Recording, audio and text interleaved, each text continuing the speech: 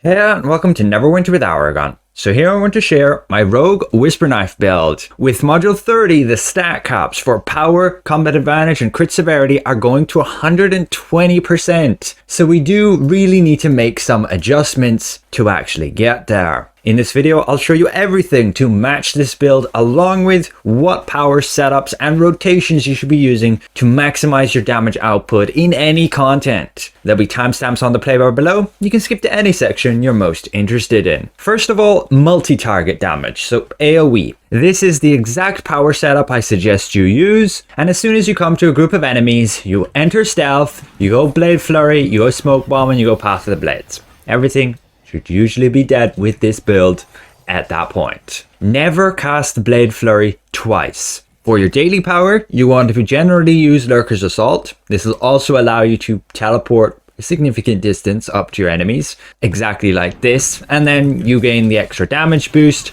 and you just use your encounter powers like normal. If you have your mount combat power, you will use that too at any given opportune moment. So if you need to group up your enemies, you're going to enter stealth, and you're going to cast that, and it should deal a decent amount of damage. And if you're using the Vortex, which I do recommend, it will help group the enemies up so you can easily hit them all with your powers. Now your at-wills, you're generally just sticking Disheartening Strike if there's a particularly tanky enemy still remaining, and then using Cloud of Steel to just chip down enemies when it has the significant buff from Shadowy Opportunity. It's generally better than Shuriken Toss, which is just a much slower cast time, and the secondary hits don't trigger your Shadowy Opportunity, so it's generally just not worth it. Then just cast Cloud of Steel faster. However, we jump to single target. This will be the power setup you want to go with. Your feats are different, so you ideally go to a campfire and you switch to a new loadout. That loadout then having these different feats. Your rotation then is very strict, and it will depend how geared up you are,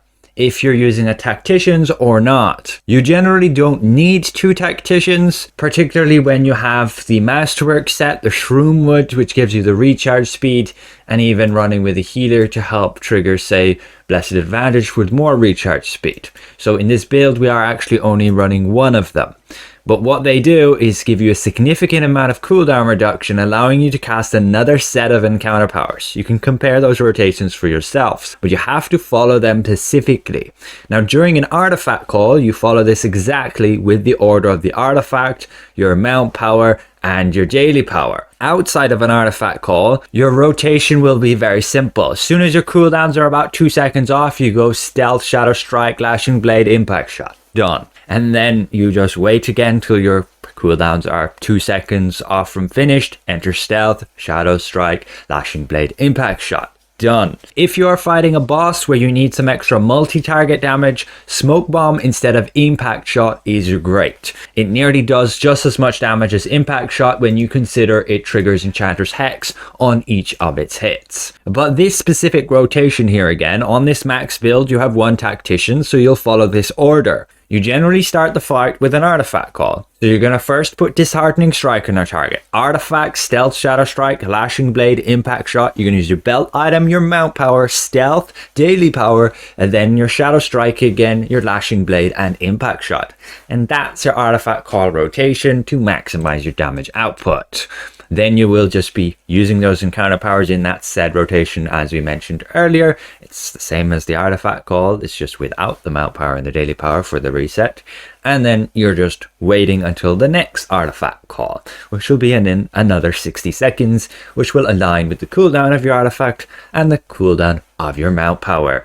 And you should also get your daily power by then if you were attacking enough in combat. But that's about it for how to use your powers. Now let's get into what gear and specifics you need for this build to make it work to get these stats. Now be aware, this specific gear doesn't actually affect your power setups at all, aside from tacticians. So you'll still want to, if you're even a dead new player, have a single target setup like this and a multi-target setup like this, irrespective of any gear choices you have. But in order to min-max and match what I have, this is what you're going to need. All of the gear locations are listed right there, and these give you significant boosts to those stats. A quick note on the weapons. These are going to be the best in slot ones if you still need the stats to max out. The new upcoming weapons just won't compete. I'll make a full encompassing video where I'll go over all of the weapons, but just to be clear, these ones are best for this build. Now your stats in particular will be reliant on a group. You're going to need to gain all of these endgame benefits to min-max and push those stats to their maximum. So again, this is the exact gear we're using and that's where it comes from. For the armor kits and jewels on your gear, you simply just have 2 crit severity and then 2 accuracy with then combat advantage in your neck, waist and rings. You get those through crafting or the auction house. Then your enchantments. We're staying with the stock standard ones we've always used. For offense, that's what matters most. A citrine, 2 cobalts, and an amethyst.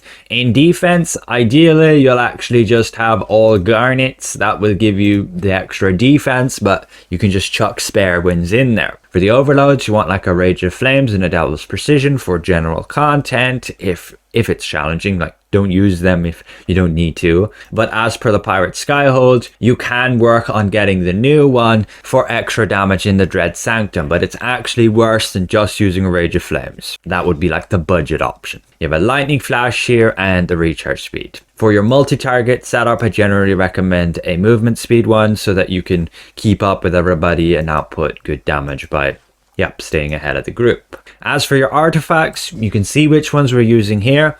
Your primary will be one that supports the team, so ideally one's on the top of this list. Your others are there just for item level and the stats. As per the document, you can see exactly where they're coming from. Then we go to our boons. For your campaigns, you'll want to be getting all of these ones. Prioritize all your damage stats here, your movement speed, damage against fiends if you're running content with that, or even cultists, dinosaurs and undead. You want to ideally get Blessed Advantage, Life Lessons and Bloodlust. After that you can go with say Enhanced Application. It can be a nice survivability boost. You want to get your Forte here, your recharge speed, your action points, and it's going to depend on how many boon points you actually have to fill out everything. And then the Guild Stronghold, we're running with this. We can go with movement speed if we're not going to die, but if you might die, Revive Sickness is crucial. You can look up my video on the penalties of dying or reviving in this game. It's pretty significant, and without this you lose massive damage and hit points. From there we go to companions. This is what we have in the page, and it includes some of the best damage companions here. Our summoned companion. We ideally want to go with one that supports the team. So I currently have Portobello summoned here, but there are other options. And generally a team, especially with this module and the new stat caps, will generally want to have a Drizzt, a Portobello, a Flapjack, a Tutor, and then say a Minsk, or maybe a Black Death Scorpion instead of a Minsk. Your companion and gear is just from the Mountain of Flame campaign. You got your acute senses here for combat advantage, Minsk with Bigger They Are, Batiri bonus there for boss fights. In your multi-target setup, you ideally want to have say the Spine Devil there, but in single target, absolutely prioritize getting this Batiri. It's a massive bonus. We got that Neverwinter Knight, you got that Tamed Velociraptor. It's a huge spike to your power and you need it with this module. Everybody else will most likely be running them too, so you'll very likely get groups where people are using it and you gain that bonus. And even if just one other person's using it, it's worth it. And then the Golden Cat for the combat advantage. You can potentially use alternatives, but that's going to be the best for this build to hit those stat caps. Then we go to our mounts. In our current tab for single target, we've got the Big Base Hand. This is the best one for us. However, there are a few alternatives and even a new one, which I still need to cover my test results of, that has even a bit higher than 3000 total magnitude. But it's magical and it deals its damage like kind of over time, so it's not that good for us. And then there's like the Giant Toad, which is usually the cheap one there, the legendary Giant Toad. You have like Golden Touch, you have Tunnel Vision, all very useful ones. Dominant Force there for the power, and then in the stable you can see the setup here. So we've got 2 Executioner's Covenant and 1 Mender's Covenant. 1 Enchanter's Hex, and 1 Tactician's Precision. Those are the important bonuses for us. You could potentially switch an Executioner's over to a Warlord's Inspiration, but 3,000 ratings from here, if you can make use of them, it's better than like a 12% damage boost to your companion. As for the insignias themselves, you can see where you're generally using Skill, Brutality, and Dominance. As per the document, you can see exactly how many of each you need there. Also, exactly what colors we're using, but the important one is just encounter power damage and critical severity. As for the exact mounts we're using for these bonuses, be sure to check out my mount document. It'll be linked below where you can see what mounts give what. I do need to update it though with the latest insignia bonuses, but none of them we are taking. After that, it's consumables. This build uses Flask of Potencies from your crafting, Squash Soup as your event food, Prime Rib from your guild, and Sunlord's Gift Elixir from invoking. Also use a invocation blessing, and you will want to go with the one that gives bonus critical severity just there. As for your belt items, you want that Stone of Health, you want to have the Owlbear figurine, you can use alternatives though, and the Awakened Forger's box. You can potentially use the Spider Totem instead, it's just harder to come by. For your race and ability scores, I recommend Wood Elf. That gives you the critical strike there that we need. It also looks a bit more similar to a human. And then we take the ability scores Strength and Charisma all the way. If you're still working on upgrading your character, you will go with Dex like I suggest in budget builds. Basically, if you're not going to be at 120% crit severity, then you will go with Dex instead of Charisma. So that's everything you need for your build by yourself, but you do need a party. And the bonuses from that party are going to be this. You need people on Pack Tactics, Mystic Aura, Runic Aura, having the Tutor Companion, the Portobello Companion, the Minsk Companion, the Paladin Crit Aura, Aura of Wrath it's called. You need ideally some healer with the healer armor that gives 2% crit strike. Like if you're running with a Paladin healer, which is the meta, then they're going to have that. And then the Tamed Raptor for that massive power spike. And you can see, going from the out of combat and out of party stats, you get all of these bonuses and then you max out your stats. That's how it's done. It all checks out, and you can see we end up capping our stats. And that is with the good damage bonuses of the Neverwinter Knight, the Minsk, and the Batiri. If you can somehow get more stats, you will switch your weapons over to like Celerium or Void Touched, depending on the fight. Even Weaver, if they fix the Dread Sanctum to actually be considered Underdark, could be useful, but still not as good as the perfect weapons while you need the stats from it. And even if you die while in combat, you keep the stats from this, so it's super reliable. Just maybe not the best thing in multi-target where you're just jumping in and out of combat the whole time, but honestly, multi-target is not a priority, and you have more than enough of it that you don't exactly need to min-max. Min-maxing for single target is generally far, far better. So I hope this helps, and thanks all for watching. A massive thank you to all my channel members for your extra support, and we'll see you guys around.